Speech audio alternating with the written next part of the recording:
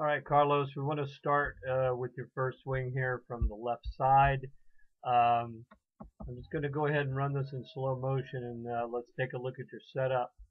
There's a couple of things we want to take note of right here, and that is as you start your move, your weight is predominantly to the back side, which is fine.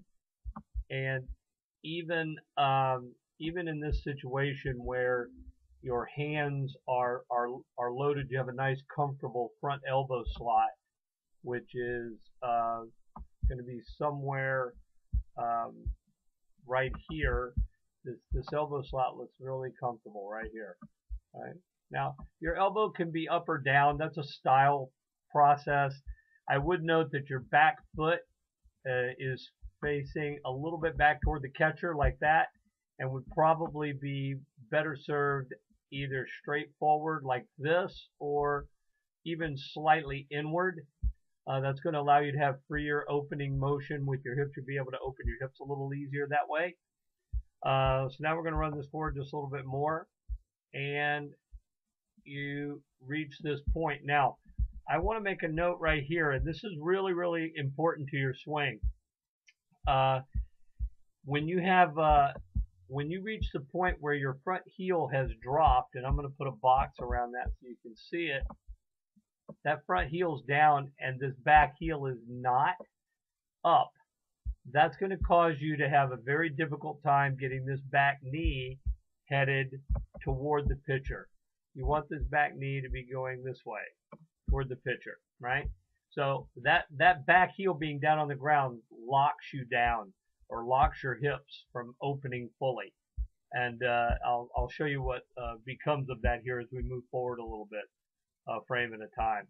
So as we move forward, you can see that your hands have completely passed your back knee. Your heel has finally come up, but in this particular case, your hands have actually moved up past your knee very quickly. So you've almost taken your lower body out of the hitting process. Again, very important that when this this back heel drops like that, this back heel has to come up. All right, and that back knee has to drive in toward the pitcher to get to that good one position. All right, it's just a matter of moving your weight forward a little quicker. Let me clear this off and put a pitch line on here. So let's say this is our pitch line, our pitch plane, if you will. Sorry about that. I messed that up a little bit. There we go. We'll put this one on. So here's our pitch plane, somewhere around here. I'm going to go for a high pitch here, and let's see what you look like as you approach it. So your hands are coming through, and as you can see, your bat takes a downward angle toward the pitch plane.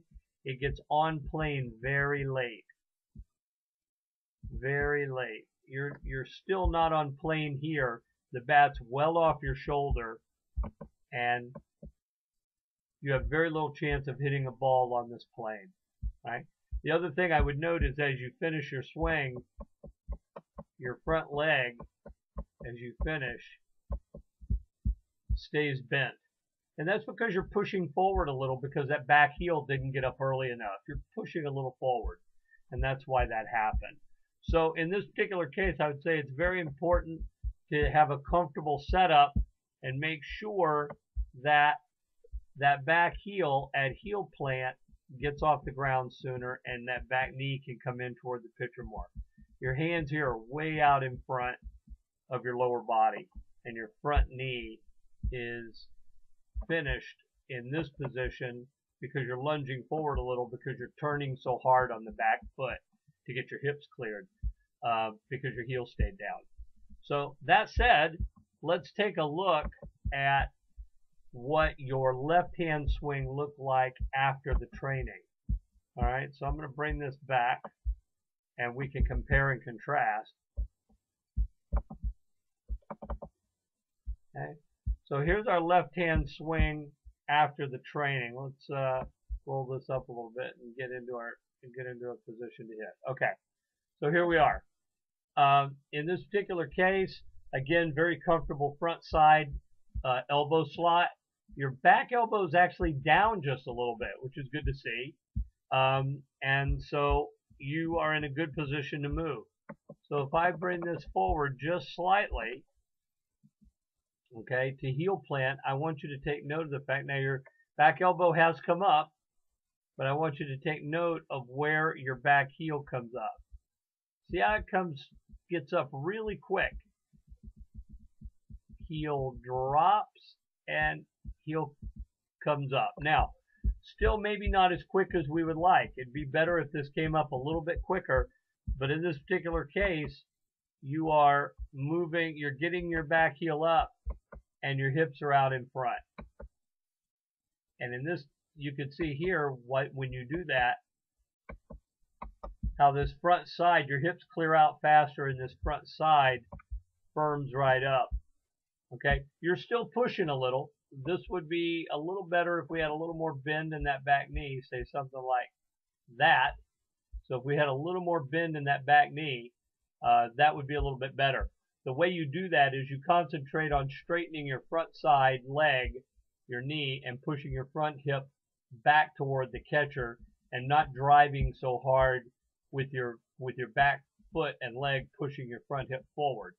So if I were to put an arrow on this, we would want this front hip to turn around back toward the catcher and be pushed backwards like that. So drive the front hip backwards. Do not drive the back hip forward like that. The more you push back on the front hip, the less pressure you'll have on your back leg, and that knee will be able to collapse in and bend in a little more. Okay? So that, if I were to run that swing all the way through back to here, you could see where that is a really good quick on plane swing. Your hips get out of the way.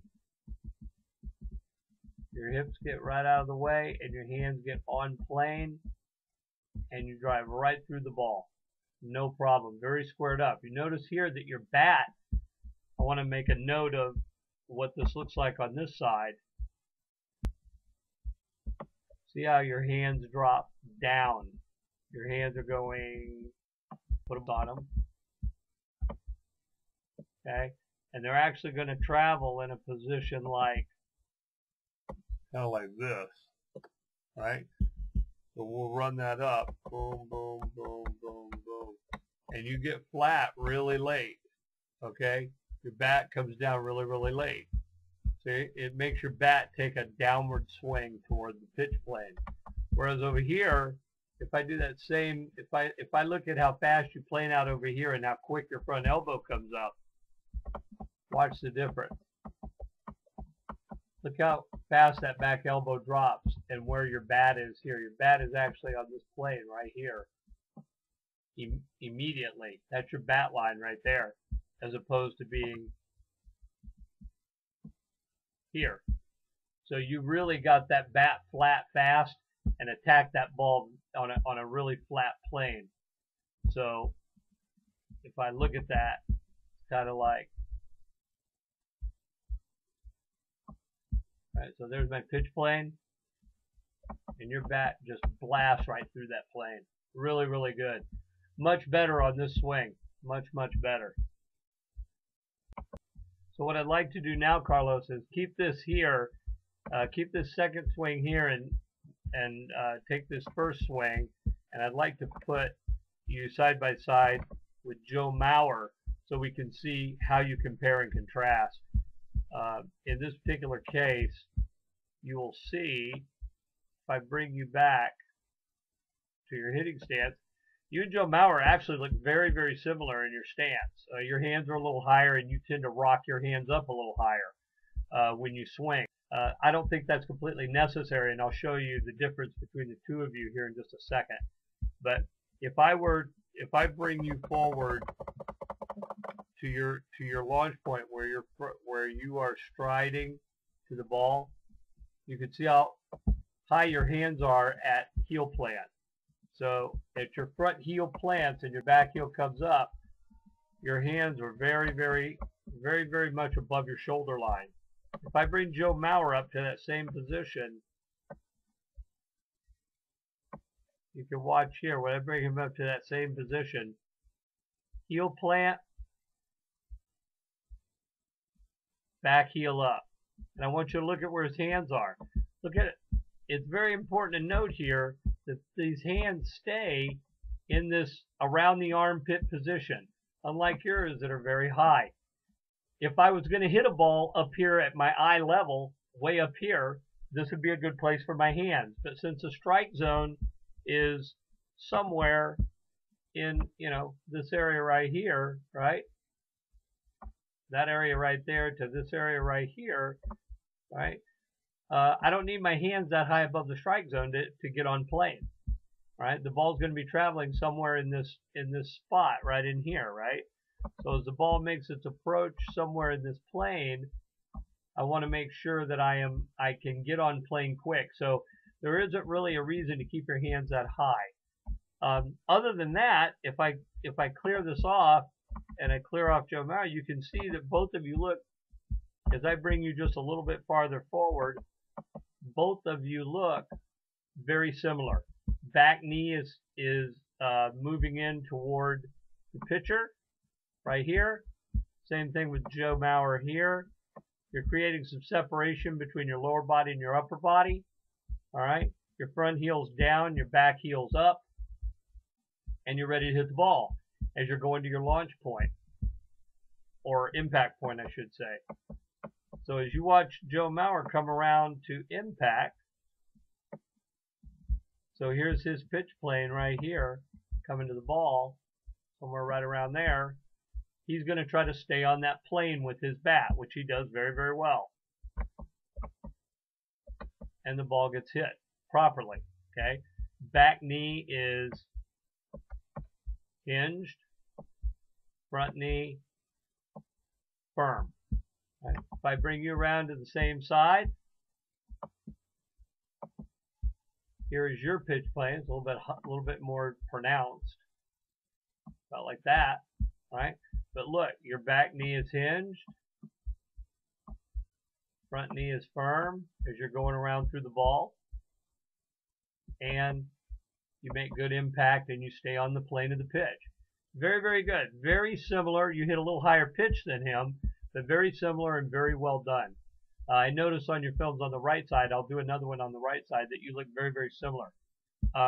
I would say that it would probably be best if when you are making your move to the ball right here, you really want to keep that bat close to the shoulder. And you do a pretty good job of that. Right there, you want to really pronounce that top hand drive to get that good separation. Top hand drive right there. This elbow, you never want this elbow stuck in against your side. You want to get it out, fully out, as far, away from your body as you drive the top hand forward. And you're doing a pretty good job of that in this picture. So as you go through the power V. And you don't roll over until 4 or 5 frames after impact. So you're doing really, really well there. Really awesome job hitting the ball. If you have any other questions, don't hesitate to call us or just contact us at info@thehittingconnection.com. info@thehittingconnection.com. Great job, Carlos, on this one, and we'll look at your right side shortly. Thanks.